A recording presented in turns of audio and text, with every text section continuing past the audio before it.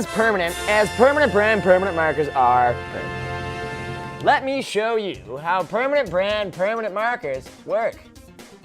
First, you remove the unpermanent cap from the permanent brand permanent marker. Next, you get a sheet of permanently lasting paper. Then you write on that permanently lasting paper with your permanent brand permanent marker. Now, whatever you wrote down is going to remain permanently on that surface. It's a permanent miracle.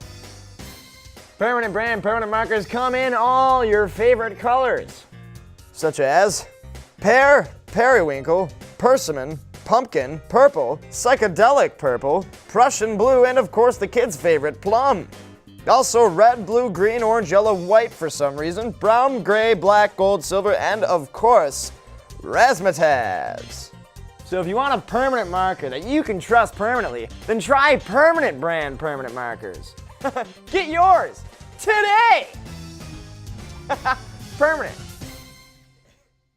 Permanent brand permanent markers. They'll last permanently. Permanent brand permanent markers are part of Manly Permanent Estates Holdings. Now joining me is one of the producers of the MCAI award-winning pieces you just watched, Adam Lilly. Adam, thank you for joining us today. It is a pleasure. Thank you. I want to thank my guest today for joining us on the show. We got a lot of great stuff, obviously, so MCAI, it's a big deal. First, Adam, I just want to point out, let me thank you for letting me be a part of Permanent Brand Permanent Markers. It's a great opportunity, but I want to point out the fact that you and I are wearing the same exact suit coat. I actually got this coat off a hobo. Really? Mm-hmm. Yeah? I traded him nothing for it. You traded him nothing for it? Yeah, I said, hey, nice coat. I'll trade you for it. And he said, okay, what you got? And I said, nothing. And he said, all right, here you go. And I took the coat. Well, alrighty then. Yeah, sweet deal, right? I traded a little more than nothing for this coat, and but I want to say yes, you look fantastic. You got swindled. What was that? So you got swindled then. Alrighty. Yeah. Well then, I get swindled. That happens. I don't know what to tell you. Yeah. Anyways, Adam, I want to ask you first of all, what was it like preparing for MCAI, and what was the experience like, I guess, as a whole? The experience was pretty eye-opening. There was a lot of great stuff there from all different schools, and a lot of great stuff just from MATC too. And I'll tell you, I felt a little undeserved winning second place, because there's a few really good packages from MATC that I thought should have won, and there are a few from outside schools that I thought should have won. But winning was great. It was like I said, it was a big surprise, and I guess what sealed it for me was my writing. They really liked the whole repetitive permanent thing. So it was a very cool experience. I was very happy to win. Good. Well, I was glad to be a part of it, and I had no idea until after the fact. But congratulations. Yeah, you were great. You were okay. Stop it. I guess. Yeah, thank you. Yeah, we put a lot of hard work into it, and I'm glad it paid off in one way. Now, Dave, what's the whole judging experience like? How do they critique these shows, and whatnot? Well, we have a scoring sheet that covers artistic concerns, technical concerns. Is the audio good? Does it look professional? So they have this whole set of criteria they go through, but every judge has a different perspective too, and comments and gives the students feedback. And sometimes the feedback is a little more harsh than others. Mm-hmm. You know, get yourself a book on composition, I remember hearing one year. Absolutely. Well, that's a part of it. You got to be harsh with these students, and I think that's the whole purpose of MCAI. It's there to really give students who are looking to be professionals, a chance to not only display their strengths, but also exploit their weaknesses and let them know exactly what they're doing right and what they're doing wrong. Adam, what were the kind of critiques that they gave you at the tournament? One of the critiques, one of the good critiques was for the writing. They really liked that. Tell you the truth, I can't really remember any negative ones. That I'm not trying to say that there wasn't any, because there was. But Dave, do you remember any of them? That's all right. That's all right. The point is, it was a perfect we put a lot of hard package, work into it, and it was a pleasure to be a part of it. And I look forward to MCAI's next year. I want to thank my guests again today from MCAI, Dave Thomas. Dave, thank you so much for joining us, and my friend Adam Lilly. Now, Adam, as you know, it's Ops Day, and to be honest, you should get back to work. We have a lot to do, and the show is not quite done yet. So, It's not your show, Tanner. what? It says not your show, Tanner. Anyways, our next show is from student producer Josh Nyland. Now, Josh says that one of his favorite things in the world is a good home-cooked meal, and I can agree with that. So he went and found some of his favorite local home cooks to show us a few of their special dishes. This is Cooking at Home. Delicious, succulent, mouth-watering home cooking recipes. Brought to you from inside the household of everyday people. That's right, these are no professional cooks. Just average people that know how to make flavorful food for their families. This is Cooking at Home.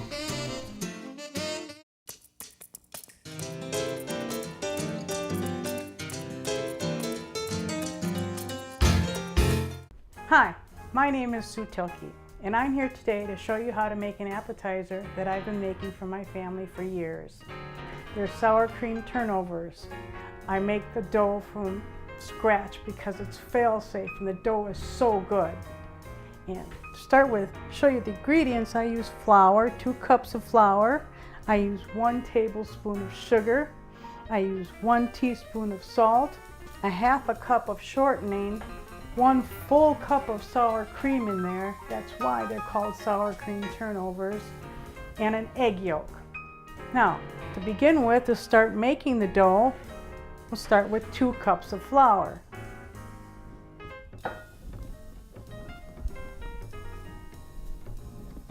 Okay, now that I've put in 2 cups of flour, I'm going to add sugar.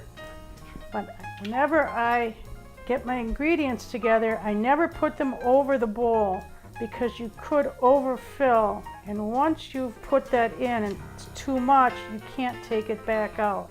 So I always measure outside of the bowl.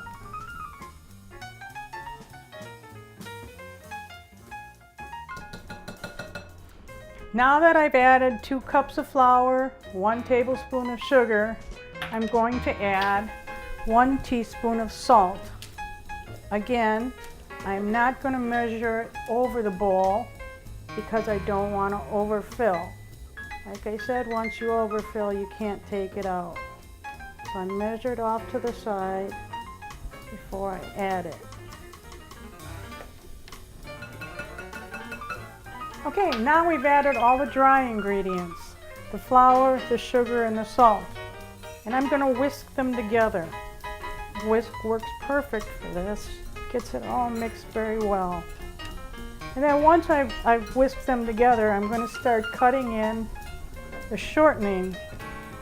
Now that we're done whisking in all the dry ingredients, I'll be adding a 1/2 cup of shortening to the turnovers.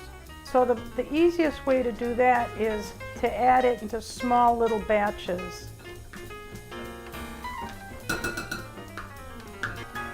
Not into one big lump.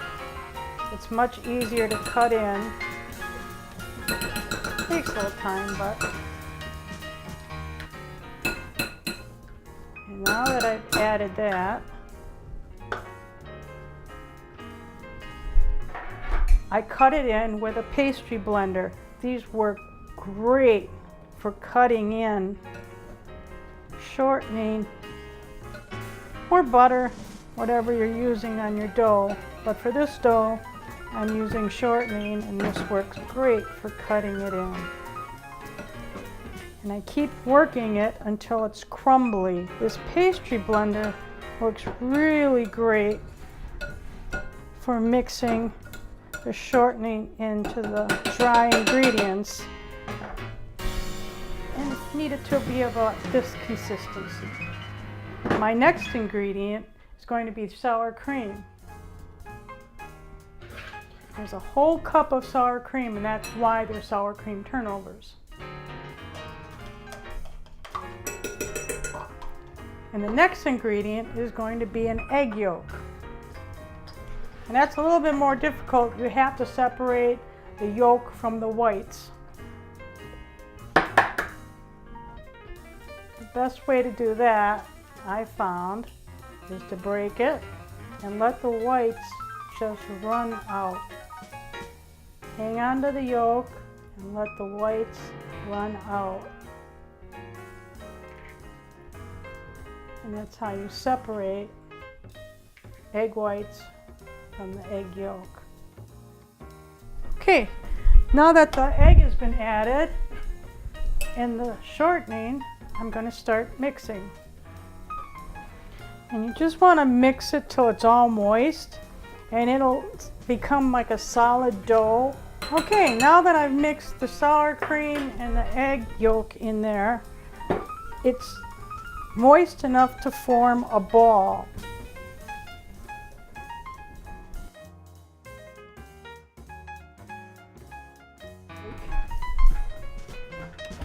Saran wrap. Put it over the bowl. Flip it upside down.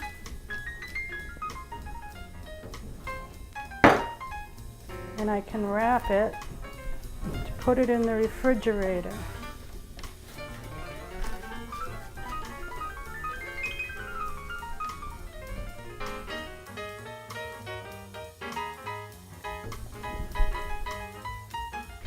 Okay, now we're going to start on the filling. We can move it. Now we're going to start with cutting an onion. I have a trick to cutting an onion. And after I peel the outside off, I leave this end on and I cut the other end off. And once I do that, I can cut 3/4 of the way through, not all the way, and that way this part will hold on to the onion so it won't come apart on me while I'm cutting.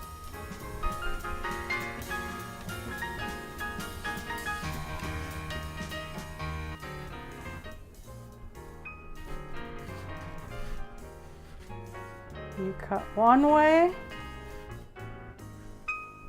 and then cut the opposite way.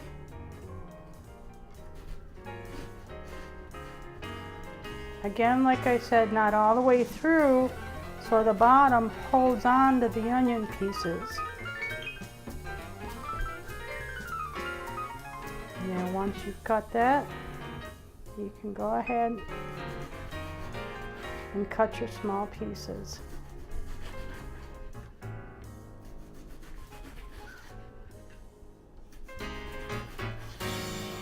You don't need much but a 1/4 cup, so this should be good.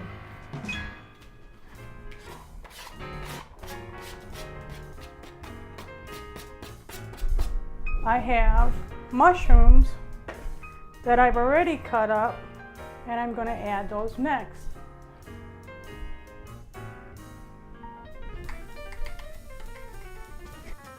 Next, now that I've got the mushrooms and the onions in here, my next ingredient is the hamburger meat. I'm going to turn the stove up to about a medium high. And then while it's cooking, I'm going to continually just keep breaking it apart so that it ends up crumbly.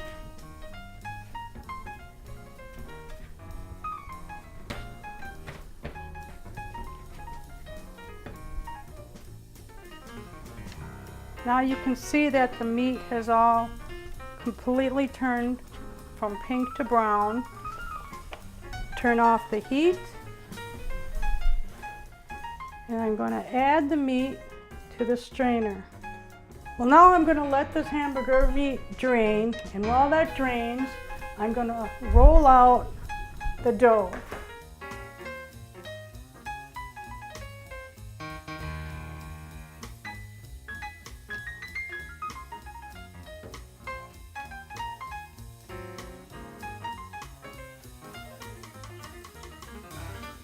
I'll take my round cutter, make sure I flour it so it doesn't stick, and I'm going to make circles.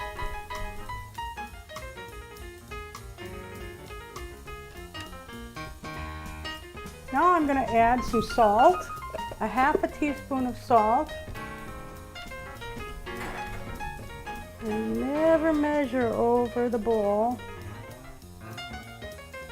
And I add a half a teaspoon of oregano. Okay, my next ingredient is going to be black pepper, and that's only going to be a 1/4 teaspoon. Sue now adds a half a cup of sour cream to the meat.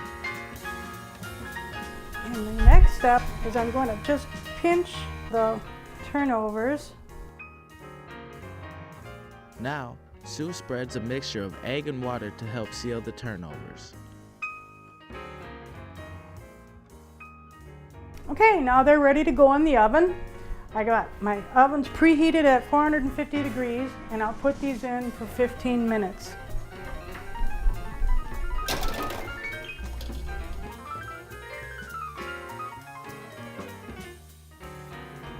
And there you have it, sour cream turnovers.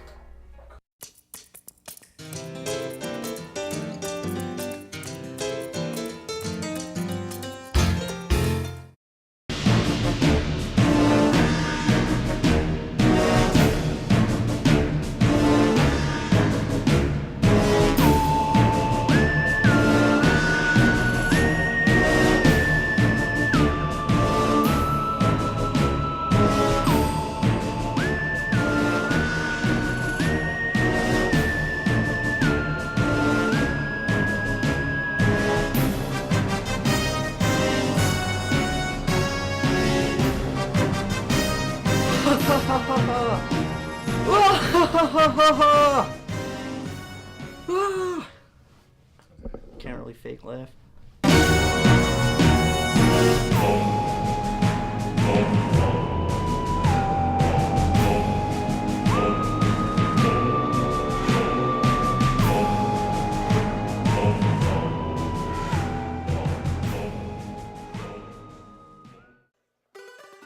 Dale Earnhardt Jr. recorded live at Turner Hall on May 10th at 8 p.m. only on MPTV 36.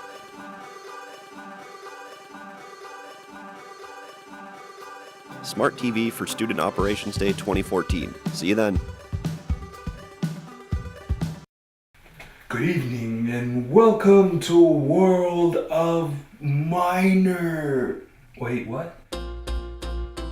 Hey guys, my name is Hank Gomez. I'm not a magician, by the way. I just play one on the internet. It was either that or a vampire or even a zombie reviewing video games, and I don't think no one wants to see that. I want to be an online reviewer. Have you seen those guys? They bring in 2,000 viewers a day and get free swag. I want that. My friend Rick, he jumped on the bandwagon too. He does movie reviews, but I think my show is better.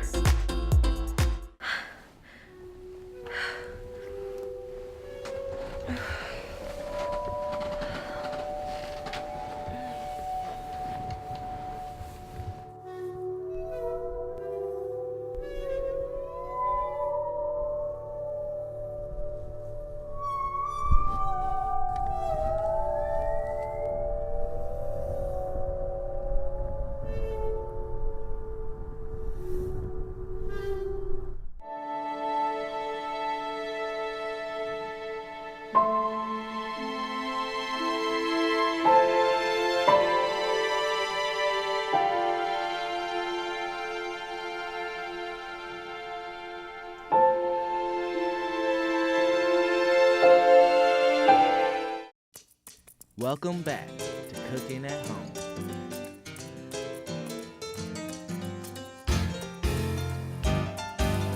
Hi, my name is Sharon Robinson, and what I'll be cooking today are my famous hot wings. Everyone in my family goes crazy about them, so I like to make them for them. And our ingredients are canola oil, butter, flour, chicken, salt, pepper, seasoning salt, and the famous buffalo sauce. Now we're in the process of getting your flour together.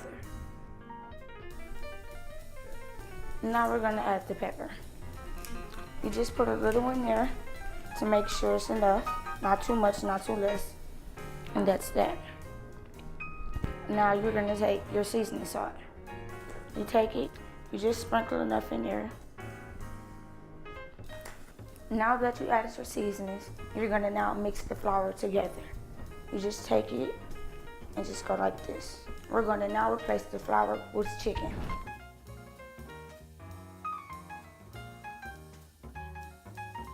The first step to your chicken, you add your salt.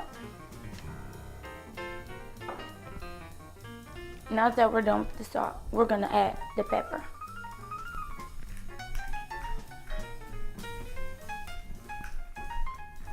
Now we're going to add the seasoning salt, which is the last ingredient to your chicken.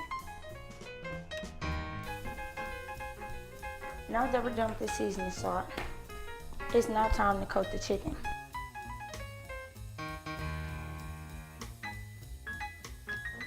You're going to make sure it's nice and even so that your chicken can be extra crispy. You're going to put it on a plate, and now we're going to go over to the stove.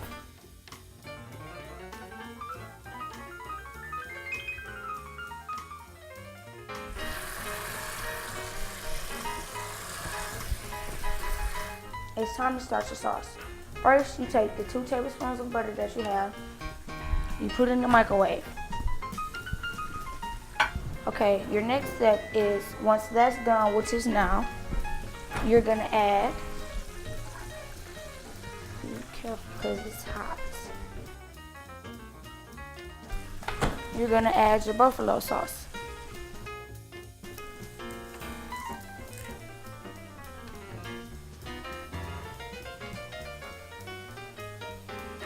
Now you're gonna flip your chicken.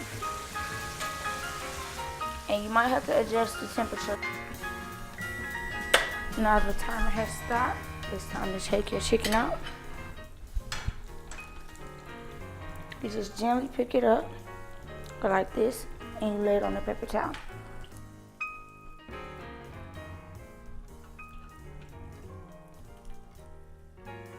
Now you're gonna check your sauce out. You see how it's nice and thick after you let it sit for a while after you added the hot sauce and the butter. Now you're gonna add each wing one by one, or actually 2 at a time.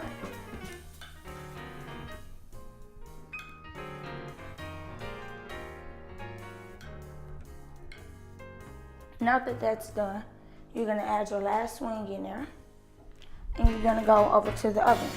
As you can see, it's coated nice and even. You're gonna take this to the oven, put it on the bottom rack, and you're gonna let that cook for about 10 to 12 minutes.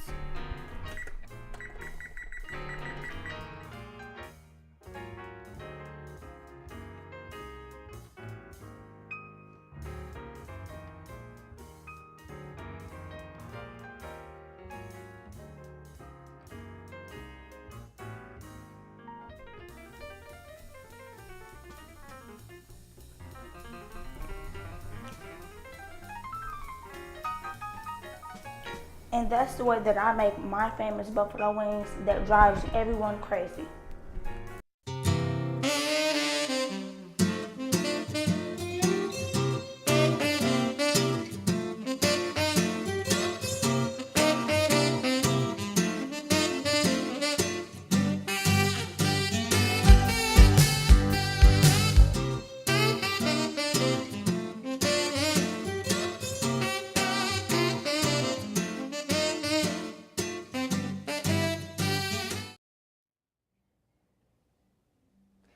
And I'm not gonna lie to you, being from Buffalo, I could really go for some wings right now. Those looked fantastic. I like to think of myself as a little bit of a wing connoisseur, if you will. Thank you so much for that. It's the peanut gallery. That's what that is. Anyways, on a different topic, I'm here today outside of the checkout room where all of our TV students get all of their top-of-the-line video production equipment. Let's go check it out, shall we? Well, I'll be. Look who it is, everyone. This is MATC's own Adam Lilly. Adam, how's it going, man? It's good, man. We need to talk. What? What do you... Okay, listen. What do you need to talk about? Well, you keep dodging me, man. We need to talk. I literally tried to talk to you after an interview we just did, and you ran away from me. That's a bold-faced lie.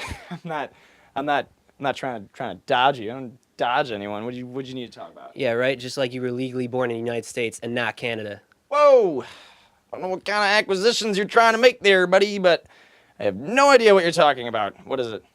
All right. Well, you know, as a student here in the TV production program, we get Yes. access to top of the line The equipment. best. We'll plug there.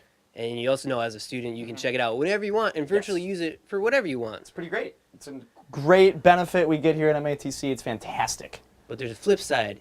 Yes. You have what? to bring it back in better shape, or at least in the course shape you you do. took it out in. Of course you do. Wait, me? Yes, you specifically. Whoa.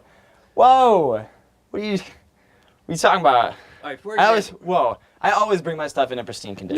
No, you do not. For example, this camera you brought back the other day Okay. literally has a heart Listen. with yours and someone's initials carved into it. You can't prove that just because it says TB plus MH that's my initials. How do you know that? Oh, really? Who's TB then? Who's TB? Who's TB? Yeah, who's Let me- TB is tripod book. Tripod Book. Yes. Are you I'm gonna- serious? I'm gonna stand by that one. There is literally no one in this program named Tripod Book. That's- There's literally no one in the world named Tripod You Book. can't prove that. You just looked around the room and put two words together. Maybe I did, maybe I didn't. But listen, it's not my problem. You look for tripod book, he'll take care of it for you, okay? Fine, Tanner. Fine. Deny that one. But you cannot deny this. Why in the world is this audio kit filled to the brim with jelly beans? All right. Where Okay. is the audio equipment? Listen. I got this one. This one's my bad, okay? Yeah, This it one's is your on bad. me. This one's on me.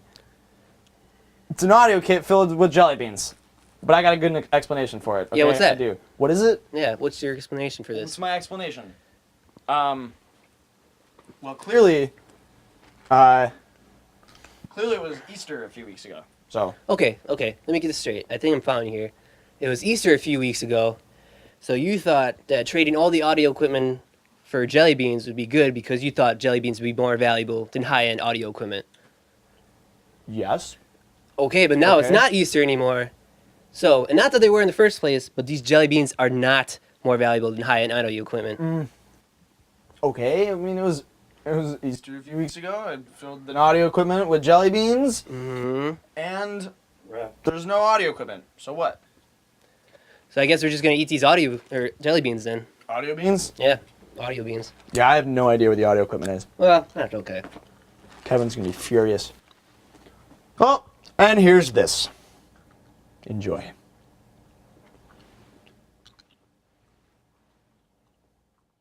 These are delicious. No, they're not bad.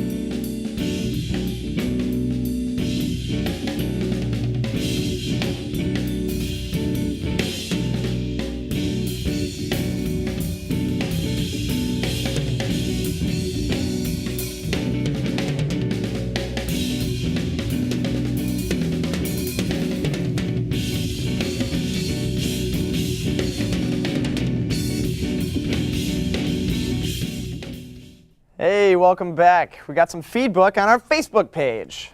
My friend Annie Lipsky posted, "Nice job on the gardening show. Ironically, I twisted my ankle doing yard work, so I came in to ice it, and that's what was on. Also, TV's Tanner Burke needs some dress shoes." Thank you, Annie. And I disagree with you. I will not change my shoes because they are fantastic, and you're all just jealous.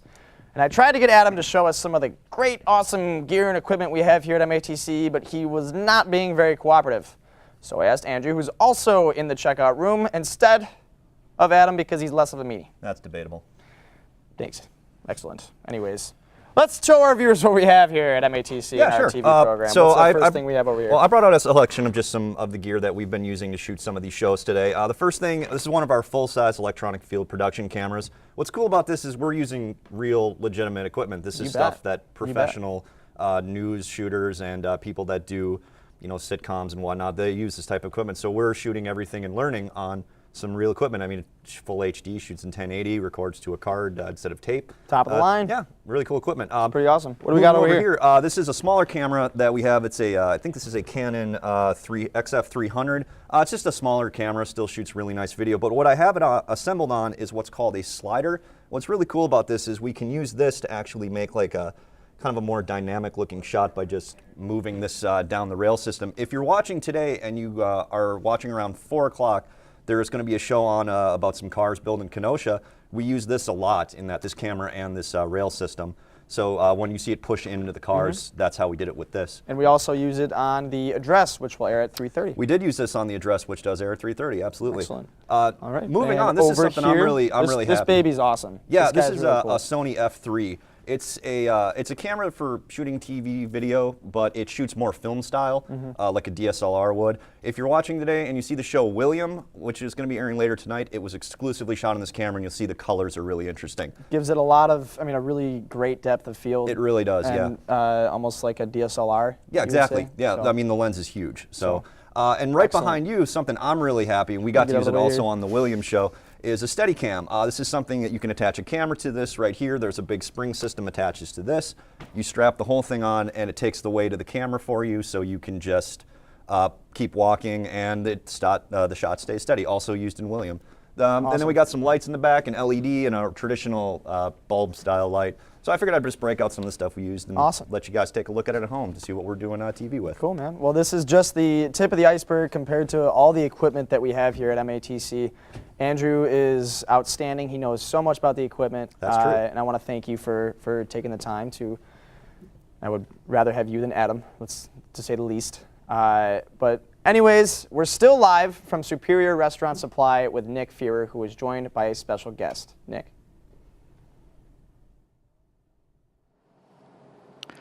Thanks, Tanner. Welcome back. We are still here at Superior Equipment and Supply. We've been having a great time watching all these other fantastic shows on television right now. And actually, speaking of fantastic shows, I have the producer and the star of the next show that you're going to be seeing coming up. I got Ty Davis and Daria Siegel. There we go. Excellent. And they're here, and we're going to talk a little bit about their show and what it is. So, Ty? Well, I've always wanted to do a cooking show, and I am so blessed with the fact that the caliber of hosts I was able to secure for the show, Daria and Adam Siegel. Daria is the national spokesperson for Farberware kitchen appliances. Her husband, Adam Siegel, corporate chef of the Bartolotta Restaurant Group. He's been on the Food Network with the Iron Chef. He's been on Anthony Bourdain's No Reservations on the Travel Channel, a Wisconsin foodie on PBS. And what's really cool about this show, it's Daria's Italian Kitchen. So she's running the show. Adam is award-winning chef. She's running the show, and he's her sous chef. Kind of like at home. Exactly. So Daria, it seems like you've had a lot of experience doing other things, but not necessarily cooking in front of people. So how was that? What was that like to do that for the first time ever? It was really fun and super exciting. Like you said, I've cooked in front of people before. I've volunteered, taught a cooking class. But doing it in front of the camera and getting all the timing right and making sure you know when to cut and not to cut, and since there's no commercial breaks, you really have to have some fluidity that is it's so much more difficult to have that fluidity, because at home you would sort of, be a little messy, turn your back to whomever you're talking to, right. And when you have a camera there's all these different things that you need to take into consideration, not just the cooking. Yeah, there's a lot to take into consideration when the camera's right there. So what were you cooking for the show? Give us a little sneak peek on what you prepared. Well, as you can guess, we do a lot of cooking in my house with Adam, being a chef, and I grew up in an Italian family, half Scottish also, but we really cooked more of the Italian food. And pizza dough has always been a huge staple in my life. And a girlfriend of mine actually had given me a very similar recipe to this pizza dough recipe years ago, and I tweaked it like I do with any recipe, tweaked it to my liking and my taste. And so we did a regular sausage pizza, we did a stromboli, which is more like a loaf, and we did a calzone, which was stuffed with cheese, and then we also were able to squeeze in a dessert, which we didn't really show too much on the show, but if you know how to work pizza dough, I'm not a professional, but I can work the dough a little bit, and we stuffed some pizza dough, made little small, like empanada-sized dough with Nutella inside. Oh, excellent. With some strawberries and vanilla ice cream. Okay. So you've never tried to do any Scottish and Italian fusion? Yeah, no haggis pizza. No haggis pizza, no no Scotch pasta Maybe sauce. And I want to sincerely thank Superior Equipment and Supply here in St. Francis, the hospitality off the charts for letting us shoot the show here, as well as come back today and have some fun. Excellent. Well, thank you, Ty. That actually brings us to the next couple of guests that we have with me. Over on my left, we have Mike Mahmood and Christine Nielsen. Yay, I got the names right.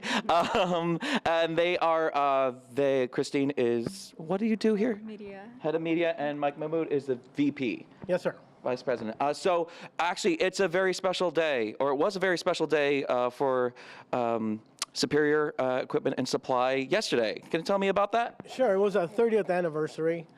We had a great time, and we actually look forward to many years of food service equipment. We now do a complete line, food service and restaurant equipment, along with supermarket equipment, a whole line of match packaging, small wares, and now we've gotten into a culinary service, which I think Christine can talk about, and I think it's doing real well as well. Okay. Now, you don't just supply businesses and companies. You have an actual retail space right here, and people can actually come in and purchase restaurant quality equipment, correct?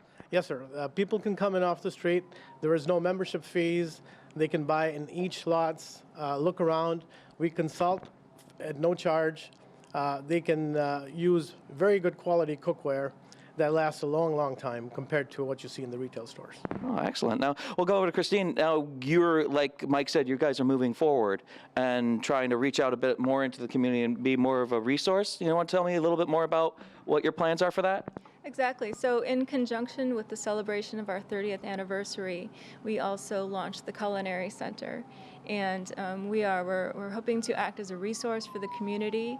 We're hoping to bring kids in here. We're going to have a kids garden, teach them about good nutrition, and really get them doing some hands-on stuff, get them working in the garden, harvesting, creating dishes with the vegetables that they harvest.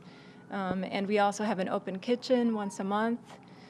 We offer that to the community to help them to learn about different cooking skills, and they're able to ask any questions they might have. Tell me a little bit more about that open kitchen. That's monthly, and can you expand upon that a little bit? What exactly would you be able to expect if you were to come in for that? Well, I mean, you can come in with a question, and we'll help you. If you need help with knife skills or any basic new restaurant owner, we typically cater to the disadvantaged restaurant owner who wants to come in and get some advice, and we're more than willing to help. Excellent. Now, you've actually been awarded something from the city of St. Francis? We have. We received a citation from the city, and it's quite impressive, I think. We're all very proud of it. 30 years in the business, and well, we appreciate everything the city's done for us here as well. So. Okay, well, it's nice to get something back. And it's like, oh, well, everybody appreciates everybody. It's kind of a whole mutual admiration society. Now, you said that you were doing a garden and a children's program coming in the spring. I actually saw some plans. It's actually really cool looking and exciting. And there's actually they're going to be growing their own food, right? They will. It is quite exciting, and we've got a considerable amount of space planned for it. So, and we're also going to be working with the Hunger Task Force, giving them some scholarships and bringing in kids. So trying to give opportunities to kids who might not have it otherwise. All right, well, thank you very much for opening up your space for the show, for Daria's Italian Kitchen, for our live feed today. And I wish you the best. And I think everybody at home wishes you the best moving forward. Thank you. Thank you. Okay, so now what we're going to do is we're actually going to go see Daria make some pizza, some homemade pizza, and some homemade calzones and a little cannoli. So look forward to that. I hope you guys are hungry because she's going to teach you how to do everything. So once again, I'm Nick at Superior Equipment and Supply. Italian grocer, Glorioso's. I am so excited to make one of my family's favorites, pizza. Maybe I should make some calzones or stromboli. Wait, why not all three? Maybe I can even fit in a little dessert, too. They make the best homemade Italian sausage in town.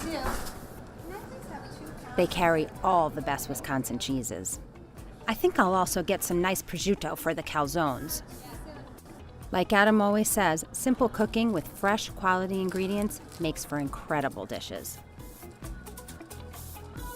Okay, time to head over to Superior Equipment and Supply in St. Francis to meet up with Adam and start the show.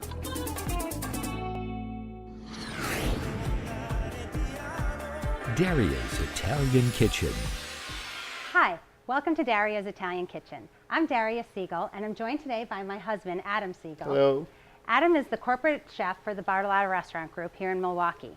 Today, we're lucky enough to be in the test kitchen at Superior Supply and Equipment in St. Francis, Wisconsin. They were so gracious to allow us to use their space. They also are an underwriter for Wisconsin Foodie, which can be seen right here on Milwaukee Public Television. Adam and I both love that show. Absolutely. Today, we're going to be working with some really simple ingredients, fresh, beautiful. We're going to be making homemade pizza dough, which is a family favorite at our house. Always is. And we're going to make it several different ways. We're going to make a pizza, a calzone, a stromboli, and even a special treat for dessert. So let's get started with our pizza dough. First, we're going to need to get our yeast going. So I have 1.5 cups of very warm water. I just use tap water and let it get as hot as it can. Don't heat it up on the stove because then it will be too hot. And then I have 1 package, which is 2¼ teaspoons of dry, active, rapid rise yeast. And we'll pour that in. And what you need to do is you also need to add 1 tablespoon of sugar, and I'm going to let Adam explain why. You want to add in the sugar because the sugar actually helps activate the yeast. Yeast eats sugar, so it'll really get this forming quickly for your pizza dough. We'll give this a little stir, as you can see, and we'll just set this aside. And by the time I get my active ingredients measured and into my bowl, your yeast should be ready, and you'll notice that it will start really bubbling on the top.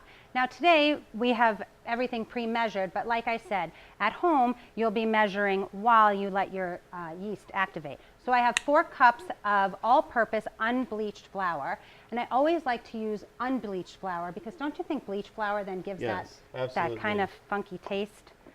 So we'll put that in our bowl.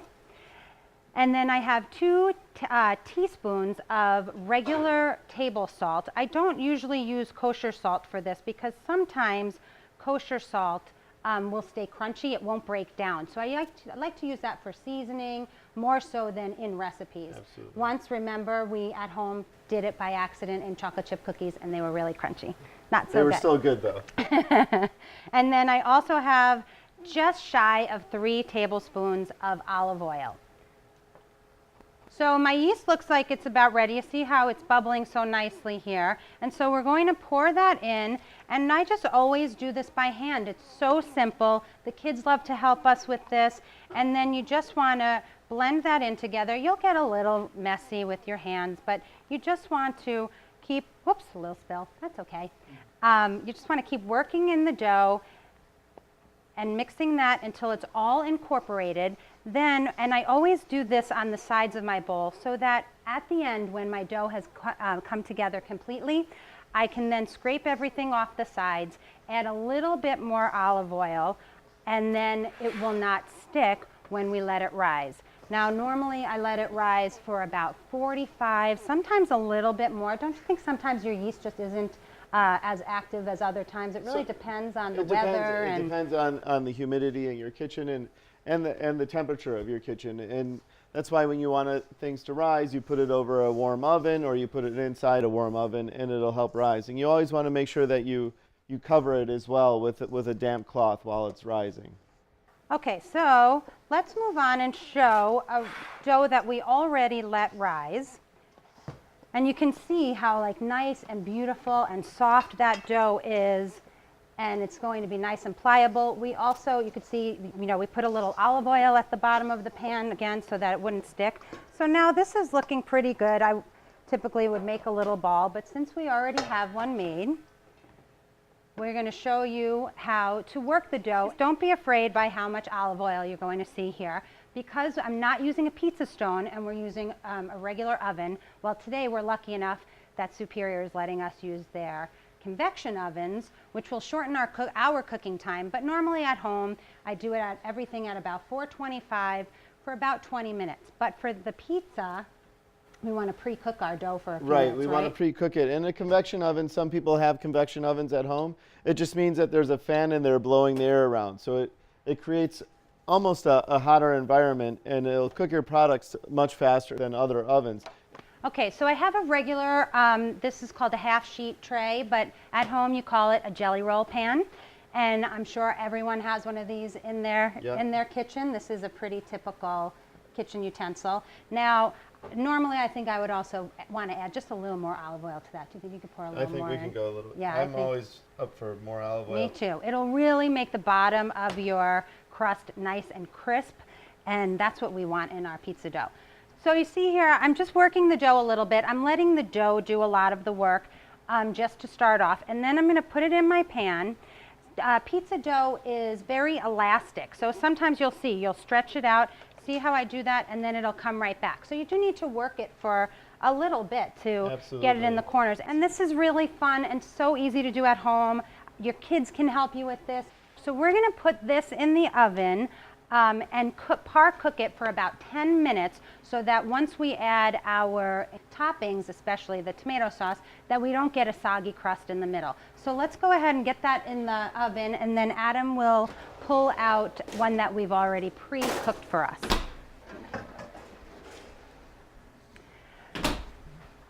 Thank you.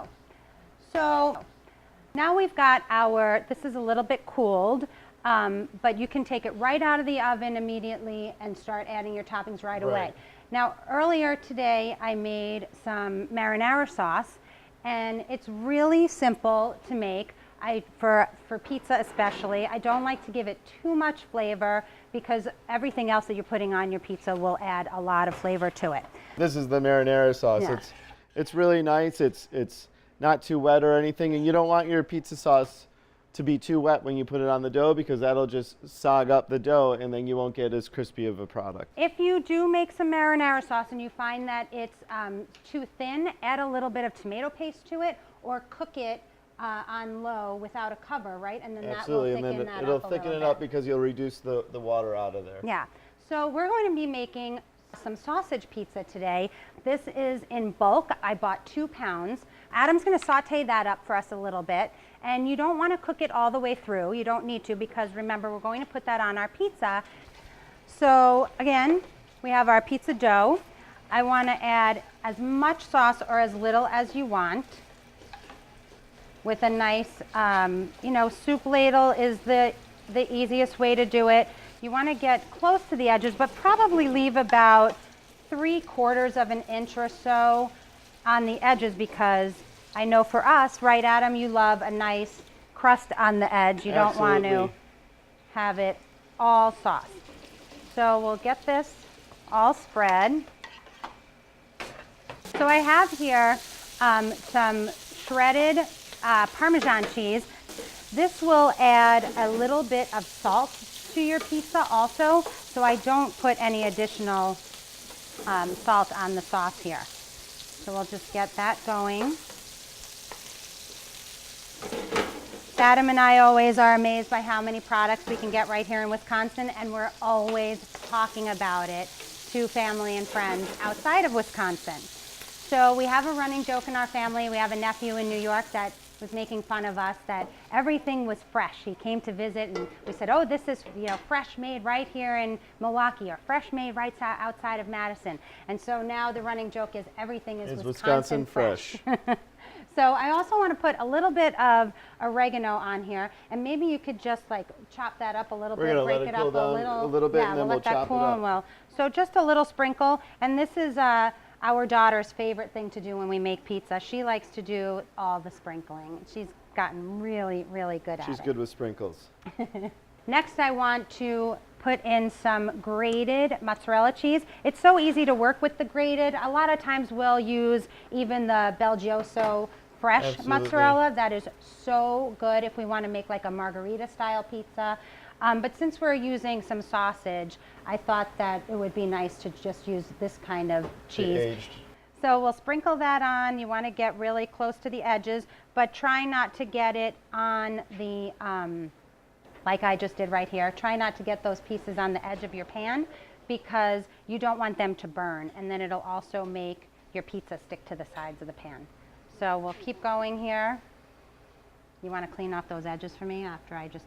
Absolutely. Thank you. But a pizza is not a perfect thing, so a little, a little bit on the edge here and there is always good. And sometimes those little pieces, they caramelize more, they brown more, and those get really good. I like getting those pieces of pizza with a nice caramelized cheese. Think that looks good? I think that's that looks enough? great. Okay, so let's get our sausage. I think it's cool enough now to start cutting it up a little bit, and we'll get that on top. Sure. And then we'll get that in the oven. We can even just take the sausage just like this and just crumble it up and put it on in different spots on here. Oh, that looks good. I'm going to help you with that. And again, this doesn't need to be perfect. You don't need to line it all up or anything like that. You just need to get it on here. And if you like more sausage, you put more sausage on. If you don't want too much sausage, just a little bit on just to get that great flavor in there is all you need. And I think we'll put a little bit more cheese on top of the sausage, just a little sprinkle. Sure. I'm in the mood for with the sausage. a really cheesy pizza today. Okay, so then we'll do A little bit more cheese on here. A little bit more cheese on there. Okay, I think that's Perfect. good. And we'll get that in the oven. And then next we're going to, we'll put the sauce aside and our sausage aside. And Adam, do you want to grab yourself a dough? What we're going to be doing now is two other ways to make our pizza dough. One is calzones, which is stuffed with cheese and prosciutto today. And it's about a half, it comes in like a half circle. And then the other thing we're going to be doing is a stromboli that we're stuffing with some spinach, some garlic, and some red chili flakes. Now, thankfully, our kids don't really love this, so we can make it as spicy as we want. But, however you want to season that to your taste, we'll saute this in some olive oil. But first, I thought it would be really neat to show the difference between how an award-winning chef cuts garlic as opposed to a housewife cutting garlic. And these are just some peeled cloves of garlic. And if you want your garlic, you can have it either minced or you can have it sliced. It's all a personal preference on taste. I always like my garlic. I like it minced. I like it because I feel you get a much more garlicky flavor in it, especially with spinach. So for me, I have my chef's knife and I put it under there and I just smash it down really quick. And for me, I don't smash it. I just slice a little bit. Make sure you're tucking those fingers under so that you don't chop off your finger. But this is what I love. When we're at home, I'll say, Adam, can you get some garlic ready for us? Because it takes me much longer to do this than it does him. And then he's got this really neat side blade trick that And there we go. We have some minced garlic. So let's get our pan going because we want to saute this and we'll let it cool a little bit while we're working the dough. So do you want to just mix that in here? I'm going to get the pan going and I'll get cook the pan the going. right now. I'll show you, a little knife trick. You always want to make sure that your fingers are tucked under so that your blade is going along your fingers, not here cutting off the tips of your fingernails or your fingertips. And just a little thin, as close as you can. If you want to do a little dice, then just give it a little bit of a dice. But since Adam did it so perfectly, we're just going to use the garlic that he did for us. So let's go see what he has going over at the stove. Right now I heated my pan up and I put in a little bit of olive oil after it got a little bit warm. And we're going to put this in just a few seconds. And this is about 2 pounds of spinach, which seems like a lot, but as you know, spinach really cooks down so much, so it won't be too much to stuff our stromboli with. So while he's getting that going, I'm going to talk a little bit about what